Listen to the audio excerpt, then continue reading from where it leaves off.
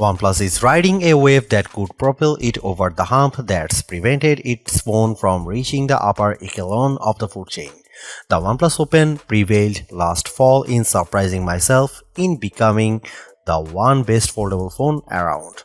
Now there is a chance for the OnePlus 12 to propel the series' reputation to the next level. In my years of reviewing OnePlus phones, they have almost come up short in achieving that premier status bestowed upon the best phones. Usually, the camera performance of OnePlus flagship phones lags against its main rivals, but the OnePlus 12 aims to remedy this in a big way with an upgraded Hasselblad camera for mobile system, newer image processing, and larger sensor. But beyond the camera, the OnePlus 12 also sees the return of wireless charging, which adds to this phone's overall value. And if that's not enough to convince you of the phone maker's never settle philosophy, the OnePlus 12 still cost you no more than last year's model. All of this makes for a compelling argument for the OnePlus 12, so I will dive into all the details on how it shapes up in my review. There is a lot to say about OnePlus 12's design. It's underrated and deserves a lot more attention because quite frankly it's stunning to behold.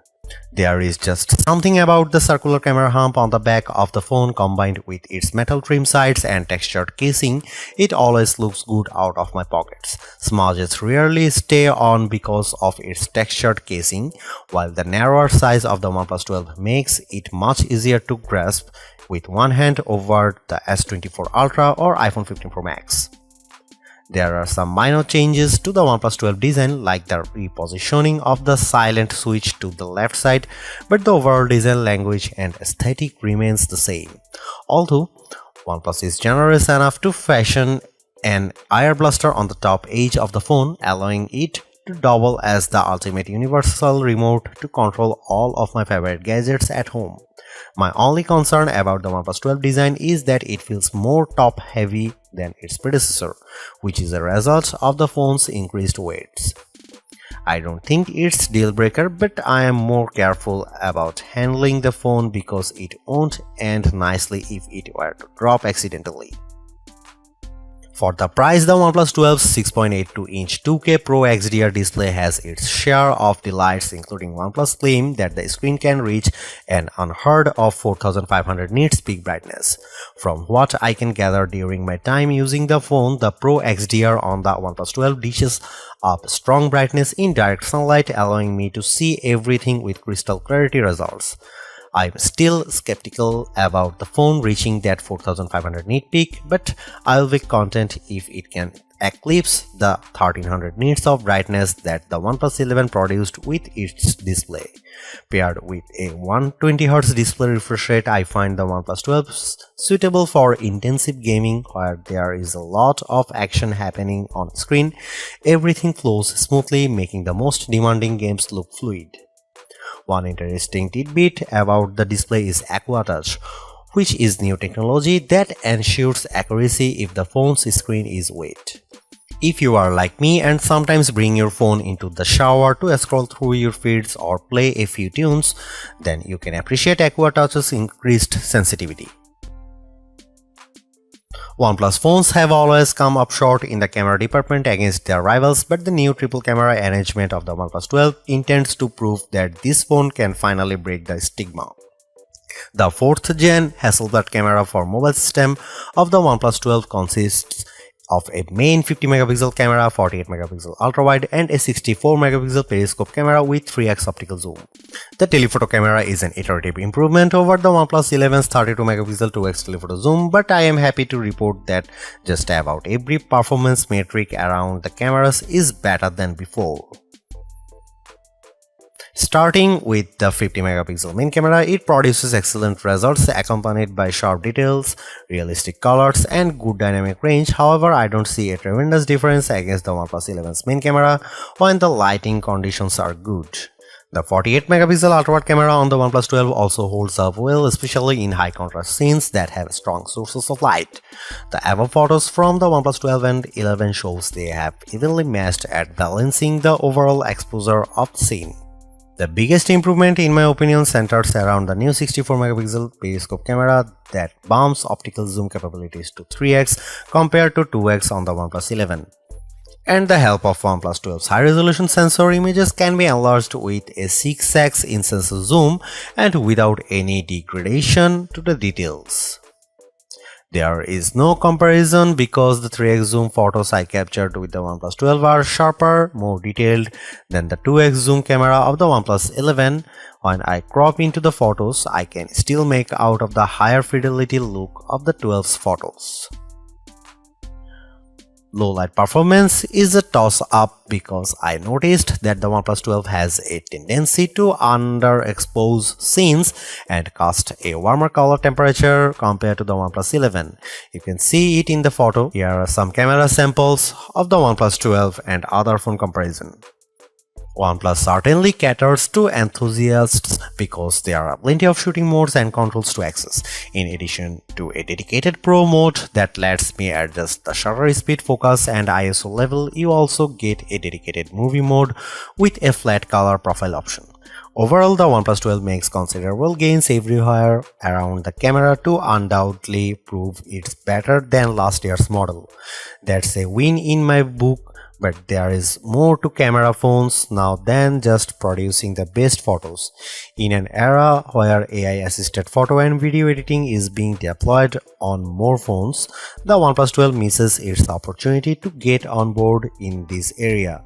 You won't find an AI photo features like the ones on, say, the Galaxy S24.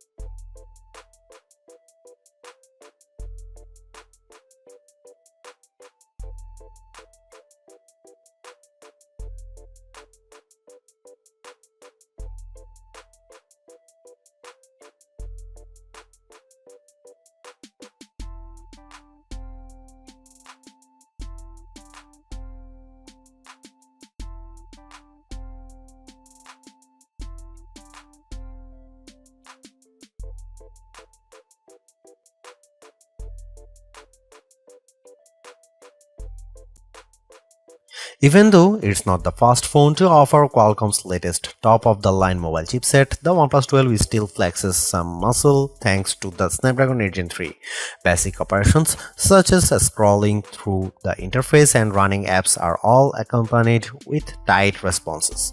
It also helps that the OnePlus 12's 120Hz refresh rate smooths out all animations to make them look more fluid.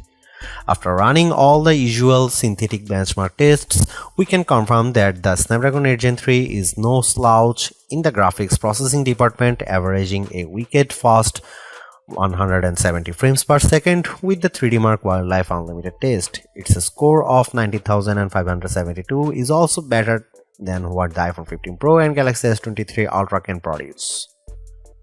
Impressively, the OnePlus pulls out amazing figure with Geekbench with its single and multi-core scores of 2188 and 6525 respectively. Although it took 59 seconds for the OnePlus 12 to render a video in Adobe Rush Premiere, that also trails the faster render times of the iPhone 15 Pro and Galaxy S23 Ultra. I am not one to always lean on the scores of synthetic benchmark tests, so I am happy to report that the OnePlus 12 runs graphically intensive titles like Diablo Immortal almost flawlessly.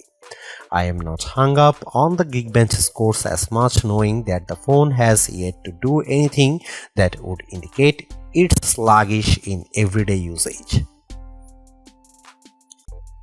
If there is one thing I can't get out of my mind about the OnePlus 12, it's how this flagship phone feels more competitive than ever before. With the reintroduction of wireless charging plus extending its telephoto range even more, it's hard to deny its value over all other flagship phones. I am very picky about what I spend my money on. When I do, I want to ensure there is a tremendous value in what I am getting, and the OnePlus 12 proves it's the affordable flagship to beat yet again. While I am bummed that it's lagged in the AI front, its considerably lower price point paired with everything I mentioned above allows anything on a tight budget to experience a top-notch flagship at the not-so-typical overpriced cost. Thanks for watching. See you in the next one.